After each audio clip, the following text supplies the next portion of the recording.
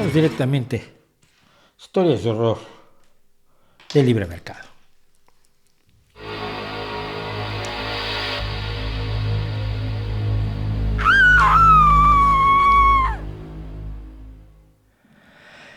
Dueto cómico Milton Friedman, Javier Milei. No me pregunten cómo, porque son cosas que van pasándole a mi vida de una manera extraña. Pero el otro día alguien me mandó un tweet con una cosa de Milton Friedman y otro me mandó un tweet con una cosa de Javier Milei.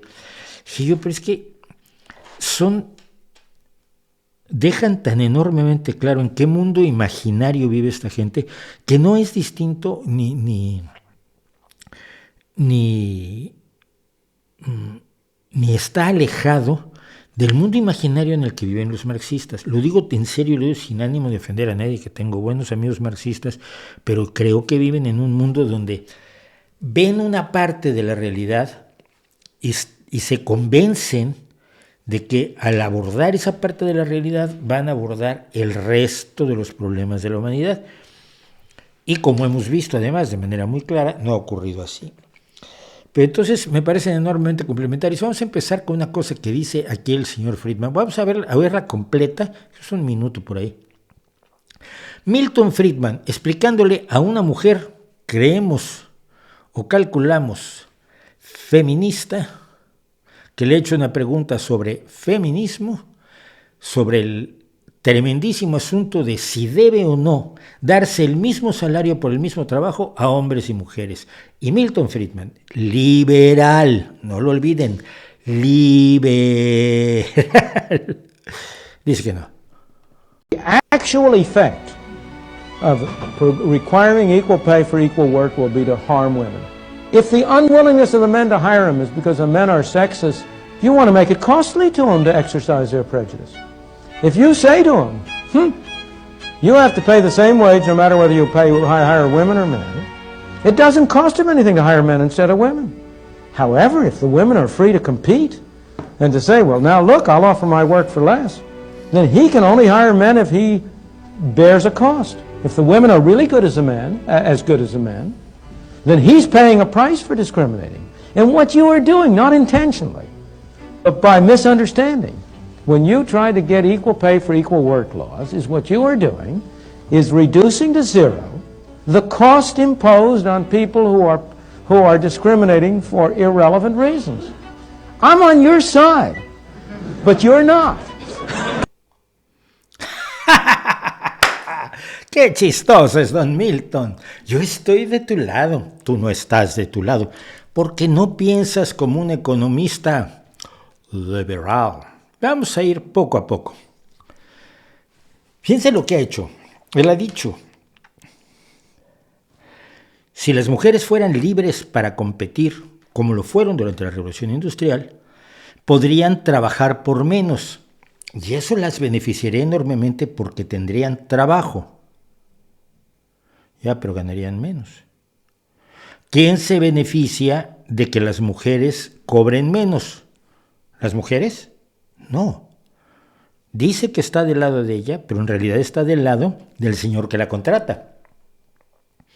Y lo que está diciendo es, la única forma de lograr esto es mediante la competencia, la libre competencia que lo resuelve todo. Vamos a tratar de desentrañar un poquito las cosas aquí. The actual effect of requiring equal pay for equal work will be to harm women. El efecto real de exigir igual salario por igual trabajo, lo que ha hecho es beneficiar a las mujeres. No importa lo que diga la teoría. Lo que ha hecho es beneficiar a las mujeres para sacarlas de un estado de explotación excesiva o adicional que en la Revolución Industrial llevó precisamente a que existieran los movimientos feministas, porque las condiciones de trabajo eran las mismas, a veces peores, a veces encima te manoseaban o te llevaban al oscurito a que le diera servicios sexuales al capataz o al dueño. Y entonces las mujeres se molestaron por eso. Imagínate, si los niños fueran libres de competir y trabajaran aún por menos de las mujeres, eso beneficiaría a los niños, según repugnante personaje, porque era lo que pasaba en la Revolución Industrial. Las mujeres cobraban la mitad y los niños el 30%. If the unwillingness of the men to hire him is because the men are sexist, you want to make it costly to them to exercise their prejudice. Sí, papá, quieres que sea costoso ejercitar sus prejuicios, pero no costoso solamente en el sentido económico que tú dices, en el sentido de que si quiere costar hombres le va a costar más dinero y entonces, al contratar mujeres ya no ejercita sus prejuicios, sí, perjudicando a las mujeres. ¿Y qué tal, pregunto yo, una ley que obligue a dar el mismo salario por el mismo trabajo y que te exija que contrates a las mujeres que tengan capacidad para realizar el trabajo, te guste o no, seas o no machista o no? ¿Qué fue lo que se hizo? ¿Consiguió eso integrar a la mujer al entorno laboral? Pues aunque este señor no lo crea, sí lo consiguió. If you say to him, you have to pay the same wage no matter whether you hire women or men, it doesn't cost him anything to hire men instead of women. No le cuesta nada económicamente, pero puedes hacer que le cueste en términos sociales o puedes multarlo. Si hay mujeres capacitadas para un trabajo y se niega a contratarlas, si hay formas de valorar la capacidad de una persona para realizar un trabajo y la contratación no se hace a capricho, porque aquí lo que está partiendo de la base de que una persona puede contratar absolutamente a capricho, que quien se presenta a solicitar un trabajo no tiene ningún derecho a ser contratado si tiene capacidad, habilidad y conocimientos para desempeñar ese trabajo. ¿Te das cuenta que eso se aplica también al racismo? Si los negros quieren igual precio, igual salario por igual trabajo, pues que se vendan más barato. Y entonces así dejará de ser racista el dueño porque así gana más dinero pagándoles menos a los negros. Y esto le llaman liberalismo. Evidentemente es una forma de liberalismo donde el liberalismo económico tiene mucho que ver y poco el liberalismo social. Terminemos. However, if the women are free to compete and to say, well, now look, I'll offer my work for less, then he can only hire men if he bears a cost. ¿Ves? Es que la mujer no tiene libertad de competir cuando dices que el mismo trabajo debe tener el mismo salario. ¿Y cómo se ha convertido un asunto de una injusticia social, de sexismo, de desprecio al 50% de la humanidad, de injusticia? Se ha convertido en la mentalidad o en el discurso de estos personajes en un asunto de libertad. No, yo te estoy dando la libertad de que te exploten y te paguen menos. ¿No se siente bonito ser libre? Women are really good as good as a man, then he's paying a price for discriminating. And what you are doing, not intentionally, but by misunderstanding, when you try to get equal pay for equal work laws, is what you are doing is reducing to zero the cost imposed on people who are discriminating for irrelevant reasons. Dígame usted si hoy hay un coste cero para quienes discriminan por motivos irrelevantes. No hay un coste cero. Las sociedades han desarrollado métodos, sistemas y leyes que impiden la discriminación por motivos irrelevantes sin que el precio a pagar sea la explotación adicional de alguien por su raza, su sexo, su edad, su simpatía o sus ganas de acostarse o no con el jefe. Son leyes que hacen las sociedades, que hacen los representantes de las sociedades que son electos en elecciones libres, todo lo cual a le parece una forma de esclavitud, porque la libertad es la libertad de joder al de junto. I'm on your side, but you're not. Dice que él está del lado de la chica que ha preguntado y él no. Esto debe ser de los años 80. Bueno, uno pensaría que de los últimos 40, 50 años, pues ya es de los 70. Los últimos 40, 50 años habría quedado claro que esto es una estupidez, que no tiene nada que ver con la libertad. Pero ahora tenemos a los hijos bastardos de con Ayn Rand y Ludwig von Mises en la segunda parte de nuestro dueto cómico de hoy. Si tenemos algún problema de externalidad es porque tenemos mal definido el derecho de propiedad. O están mal diseñados los ejemplos. Por ejemplo, libro de microeconomía. Entonces, caso de externalidades, una empresa que contamina el río. ¿A dónde está el daño? A ver, yo te explico. ¿Qué es lo que pasa? Primero vamos a ser serios. ¿De dónde saca estas barbaridades que dice Milei? Bueno, la saca de su lógica en la cual el único valor es el económico y la única posibilidad es la propiedad privada, porque la sociedad no existe. Vamos a terminar de oír una vuelta y regresamos.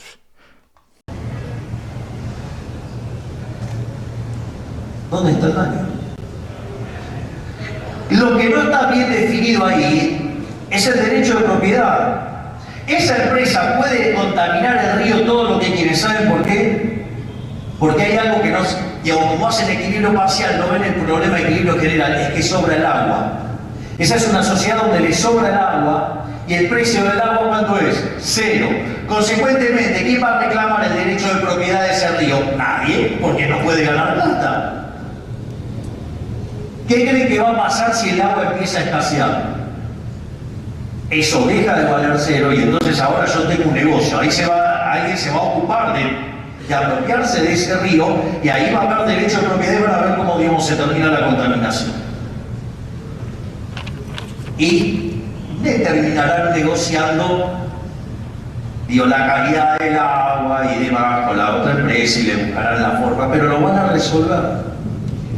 Pero lo que quiero decir es que hasta los ejemplos están mal construidos y es peor, porque las soluciones que se proponen lo único que hacen es generar más daño. Nuevamente, nos están salvando del daño, señores.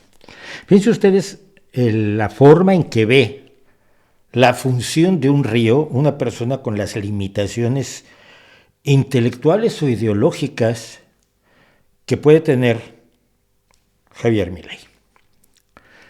Lo aclara al principio. Si tenemos algún problema de externalidad es porque tenemos mal definido el derecho de propiedad. O están mal diseñados los ejemplos. Por ejemplo, libro de microeconomía.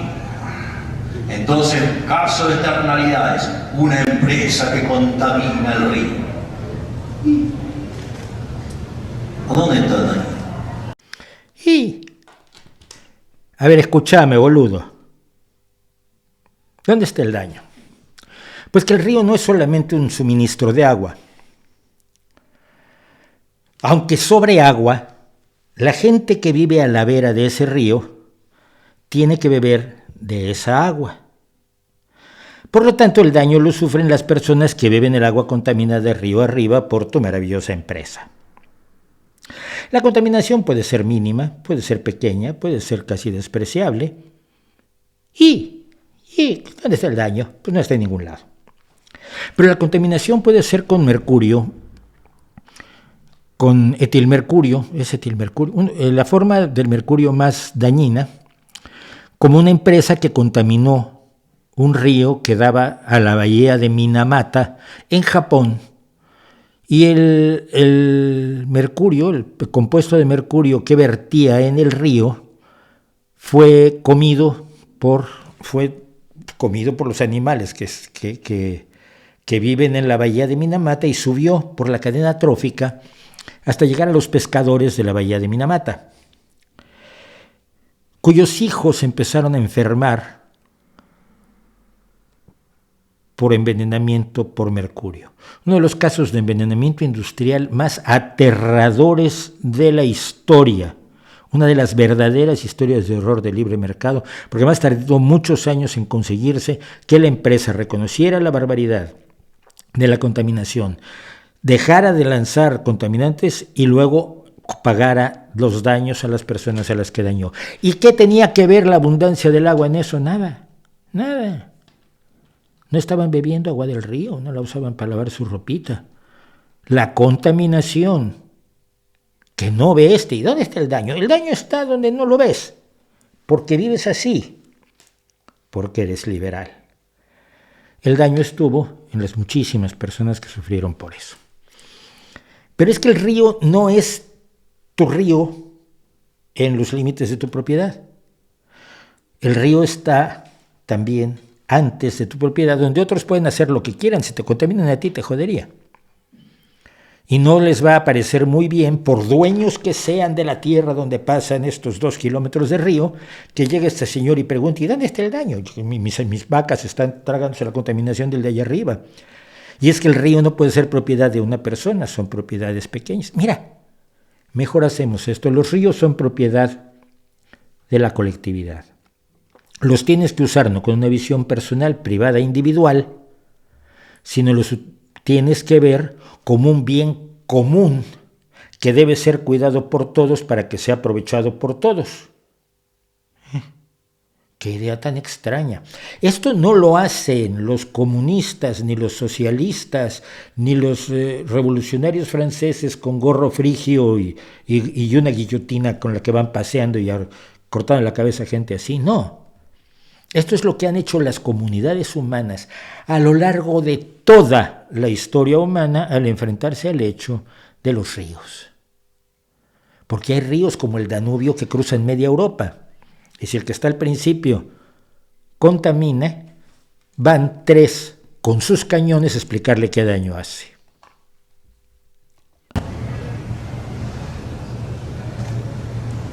¿Dónde está el daño? Lo que no está bien definido ahí es el derecho de propiedad. Esa empresa puede contaminar el río todo lo que quiere. ¿Saben por qué?